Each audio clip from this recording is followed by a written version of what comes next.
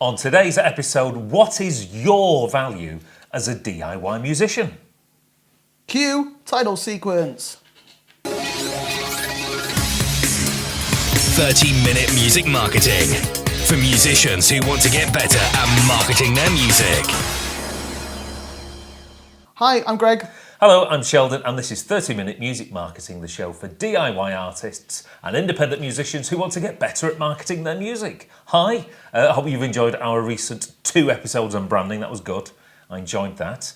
Today's episode, and indeed next week's, is part of our deep dive section where we don't necessarily look at music marketing. We look at all the other aspects that concern DIY musicians, and this particular episode and next week's is based upon a series of tweets I spotted on the Twitter sphere, and I just thought, oh, that's quite good. That gives us something to have a look at and discuss. Shall I I briefly summarised and clarified? You know, when you write in, they say magazines say letters will be edited for clarity. Oh, okay, yes. So I've took a couple of tweets from a DIY artist. So we literally are diving straight in, aren't We're diving. Sorry, we're not. Yeah, no messing about. Don't forget, we've only got about 50 minutes. Yeah, okay. Just want to say thanks to all those who are subscribed. Okay, yes. If you're on the YouTube, thanks for subscribing and subscribe to us on your preferred podcasting platform of choice. And ask us some questions. Give us some stuff. Yes. So we've got things to talk about. Hashtag content. So this came from a band who was based in the northwest of England. Obviously, we're based in the UK. I'm just remembering this thing. It just made me laugh. Some of these were quite sort of valid questions. And the general gist of the conversation was thus: we're trying to play, this is the band in question, trying to play a gig in Brighton, which, if you're based in the northwest of England, it's about 250, maybe 300 miles away, which in the UK at least, if you're watching in America, you'll probably think that's absolutely nothing. Yeah. We'll do that in a day. But that's quite a significant distance to travel if you're in the UK and you're a band. And they said it would cost us £700 for us to get the train. Why do mid-distance gigs pay the same as they did 10 years ago while everything else is far more expensive? A year ago, I would have been able to afford the deposit on a car hire to get to Brighton. As it is, we have a relatively small band kitty for our, in inverted commas, profits, which we rarely see, profits that is, as we pay for our own travel a lot. After nearly a year, we don't have any merch because we don't have £200 to blow on T-shirts, because we really need the money for petrol, trains, digs, that sort of thing. So that was the conversation that particular band was having and was sort of broadcasting it to its followers. So I thought that leads us on to maybe a couple of topics, and the one we'll tackle today is: what is your value as a DIY musician? So in other words, as a musician, you know, or solo artist, you're performing your music. Yep. Why is it that you don't get paid more, or in some cases, why don't you even get paid at all? Yep. For what you do? Now, obviously, there's various aspects of being a musician, but we're just going to primarily concentrate on the live music performing aspects. And I would say that if you're trying to determine your worth, if you're trying to determine your value, you as a musician, you have 2 types of value. You've got a commercial value and you have an artistic value. So would you say your commercial value is like your brand value? Yeah, pretty much. So commercial value, you could also say, is your market value. So in other words, in a capitalistic society, how much money can be made from what you actually do. So myself, as a way of an example, I'm in a band. Our band has got a reasonably large following. We can play gigs throughout the majority of the United Kingdom. At those gigs will be several hundred people, upwards to maybe 900 people was our highest attended individual gig. Last year, obviously, ticket prices, for us it's maybe £14 to £15 a ticket on average. So if you get several hundred people each and every night, we have a commercial value that can be exploited either by a promoter or a venue directly. So in other words, because we can generate money, income, ticket sales, somebody could take advantage from that, and then we will appropriately take what is normally going to be a percentage of those takings. So effectively, you're saying you have a kudos factor, don't you? Well, we have an audience. We have an audience who are willing to pay for what we do, so that accumulates in a sort of market value. Because we have an audience as well as doing gigs, we are, in terms of medium-sized festivals, we're quite popular at medium-sized festivals because they know that if they book us and put us on the festival poster, because people like us and know of us, they see us on the lineup, they'll go, oh, right, I'm now willing to buy a ticket for that particular festival because that band, along with all the other bands that are on the festival... It's a point of recognition, isn't it? Yeah, it's a point of recognition. Again, so we have some value. People can make money from us, so therefore, in return, we will receive a proportion of that money back. And that's basically how, to a certain degree, how capitalism works. So if you've got an audience, you have some monetary value. If you only have a very small audience, I would argue, and we can discuss this, that in commercial terms, you probably don't have that much in the way of a market value because no one's really willing to pay for your entertainment. Well, that's the thing. I mean, coming back to the initial point that you said was the Twitter feed was that why are you taking a gig the other side of the country and then bemoaning if you're not at least going to have the costs covered of doing that gig? If your value isn't even that much to cover your costs, then it's the wrong gig to do. Well, no, I would argue you could regard that as a loss leader. That's fine. That's fine for yes, me. but in this situation, they're not. And, well,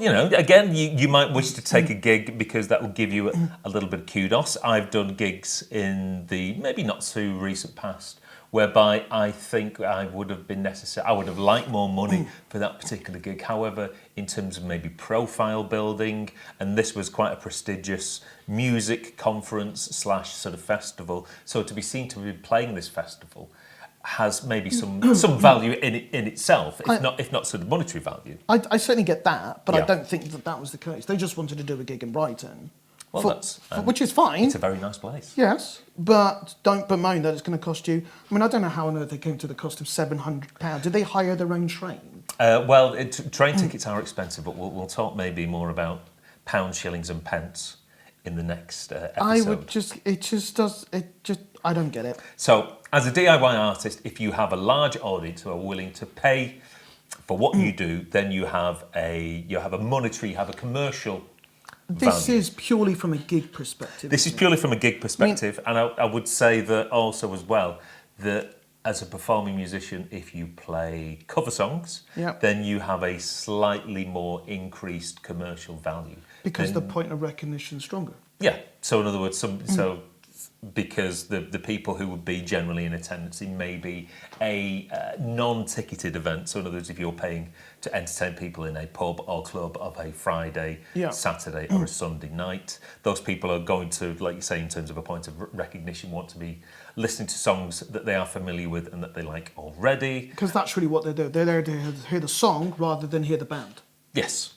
So in terms of coming back to what is your value, your artistic value from a gigging perspective, I would say your value is the amount of people that went to your last gig. Well, I would say, but I would say that's commercial value. Yeah, if to have a look at artistic... To say commercial value. If you have to look at artistic value, I put a loose definition down here. The value that other people place on your work, which is over and above its market value. And that's based upon that particular person's critical evaluation of what you do. If we're going to artistic value, I don't know this Jeff Koons, which I know you'll probably talk about in a bit more detail, but if we take the Turner Art Prize, which is kind of like Damien Hirst and all stuff like Modern art. I do like, and I am slightly digressing, but I know this is something that you appreciate as much as I do. I like the fact that the K Foundation made a mockery of the Turner Prize by offering double the winner's amount for the worst piece of art. For what they perceive to be the worst. Yes. Art is very subjective, and I have written down here, this very week, in fact I think it was yesterday at the time we recorded this, Jeff Koons' Rabbit piece fetched the most amount of money for for a piece of work by a living artist. $91 million. Well, people like it. So if somebody... Yeah, but So who was it bought by? Does anyone know? Was it bought by a financial institution? I don't know. Because they're the only ones that own violins. Possibly. It's probably good investment as well. That's what it becomes. Because when he isn't it? carks it. Ding, ding, ding, ding, ding. Which is what makes me laugh about the Banksy piece that destroyed itself after it sold. Very good. So if somebody appreciates what you do and sees it as just more than it, over and above its commercial value. Can I go find a picture for the rabbit piece? Because I'm curious. I have no idea what it is. You can, yeah, Ding. Ding, there it is. All right. It's not worth $91 million. So this particular person who's willing to pay more than your sort of commercial value, it could well be someone who's very much a fan of the genre of music that you're in. It could be somebody who wants to be maybe a benefactor of the arts. They could just simply be a fan and really like what you do, and they will pay you lots of money for just being you. So the example I've got down here is the late great Tony Wilson of Factory Records and proprietor. Just for the Americans who might not know who. You should know who. Google him. But he was what Was he I would. New Order? Well, he was the record label. For Right. New Order. Okay. He was a philanthropist, which is somebody who does something for the benefit of others. Yep. So he formed Factory Records and helped set up the Hacienda for the benefit of the artists who would sign to the label, and the nightclub was for the benefit of the people of Manchester, giving them a hub and a place to go. And he wasn't really in it for the money, because goodness knows that all these ventures went belly up most of the time. He was in it to further Blue Monday cost him money. Yeah, they lost money on every copy that they originally sold. But again, he's not in it for the money. He's in it because, he's in it for the art. Was he a philanthropist back then? Yes. Really? Yeah. Well, So hats off to the guy. if you're a band, so maybe you're an indie band, and you could well hook up and team up with somebody who puts on indie nights, and they really love indie music, and they might be the sort of person who actually cherishes and value what you do and want to be seen to be investing in your output and your products, and maybe that's the sort of person who will pay you more than your commercial value because they want to reward you for what you do. Now the trouble is that it's those sorts of promoters, in terms of getting back to a live music capacity, those sorts of promoters are very few and far between, and the majority of either promoters or people who run venues are very much just looking at the sheer money behind the till. finances of it all. One other thing that we've not also discussed is that a certain amount of value is based upon the scarcity of a product. And if you're a band and you want to be You're paid... doing a gig in your hometown every week. No, what I would say is that if you're being paid, if you want to be paid quite a large amount of money to perform at a particular venue on a particular night, there could well be lots of other artists and performers in that vicinity who will undercut you and go, oh, well, I'll do it for less than that. And that's the market forces. But then it becomes the lowest cost denominator, which then it completely undervalues everything. It's a shame that more musicians don't actually join the musicians union, where you collaboratively set a bar level, and that way then your value will increase. But at the moment, everyone's grasping at straws. Fight for your rights. Exactly. The amount of people, I would suggest, out of all the people that come through the door here, probably only 5% are actually with the MU, and probably even less than that actually are with PRS. Making an investment in your career. Protecting yourself. To try and sort of sum it all up, and if you want to get paid more at the end of all this, that's more or less what we've sort of been coming to. How do you do that? Well, first and foremost, you probably have to concentrate on building your audience, growing your fan base, because the larger your audience and your fan base is, the greater the possibility that at some point you will be able to get money from that particular audience who will pay to see you when you do a show. Try and research promoters who aren't necessarily just in it for the money. And there's nothing wrong with being in it for the money. I mean, obviously, you run your studio, Greg, as a philanthropic endeavour. No, he just wants help out. No, There's nothing, you know, to a certain degree. if there's, I there's did, I'd be a nothing wrong plumber. with somebody wanting to make money. You've got to from make music. you've got to make it sustainable. And I mean, I think there's a difference between prioritizing profit and trying to make something sustainable and better and accessible. You know, that which is I'm the latter. Otherwise, if I was interested in profit, I'd probably be a banker.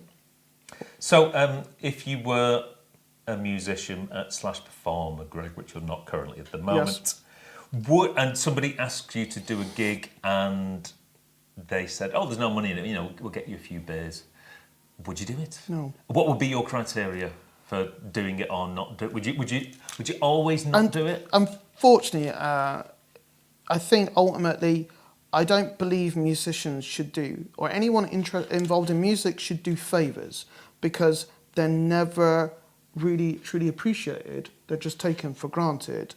So I'm not saying that you shouldn't help people out, but I think it should be that helping someone out is different to, oh, can I, you know, can you just, so to speak.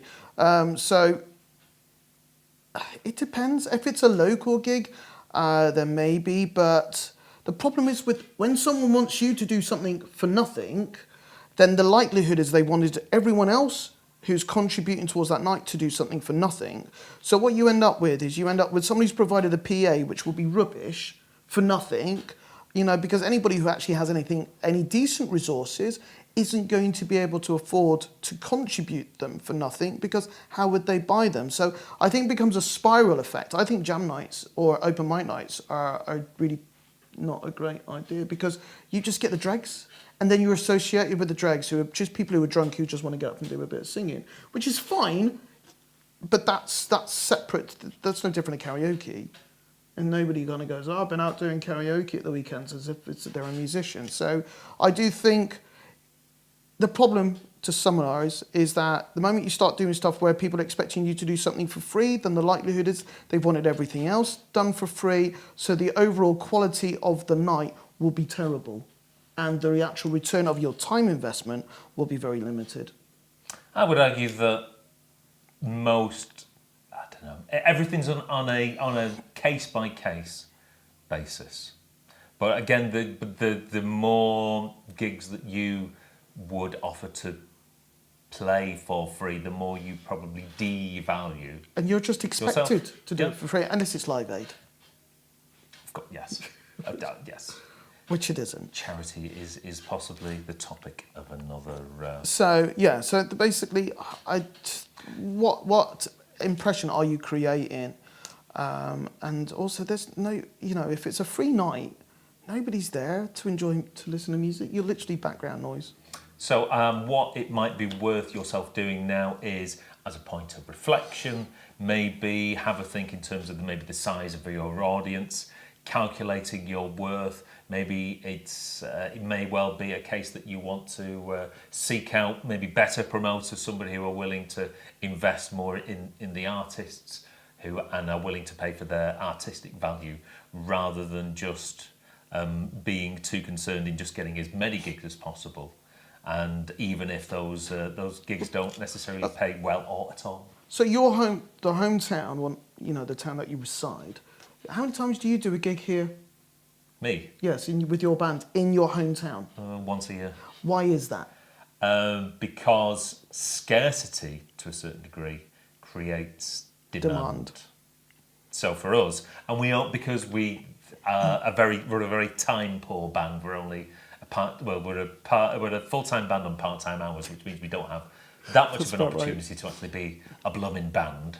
So we only have a small amount of time where we actually play shows. So we've got to make each one of those count. So even though we could probably play our hometown 2 or 3 times a year and sell out the venue where we're playing, by playing only once, people don't miss it, do they? No, that's it. It becomes an event. It It's is very much an event rather than just something. Oh, I'll see those next time. And I think that's the thing, when you get bands who are trying to do a ticketed gig somewhere, but then the week before they're playing somewhere closer to their hometown for free, and then wondering why people aren't going to the ticketed gig the week after. And it's like, well, The reason that has happened is because you've created that situation. Talking about time poor panned, I think Stupendous rehearses more than Bernard. I think he might do, but we're just talking amongst Yes. ourselves there. That was an in-house that may gag. mean nothing to you. Right, thank you very much for watching this week's episode. Again, if you're on the YouTube, subscribe. Leave us a rating on your platform, podcast platform of choice. And until next time, we'll see you next time. Bye. See ya.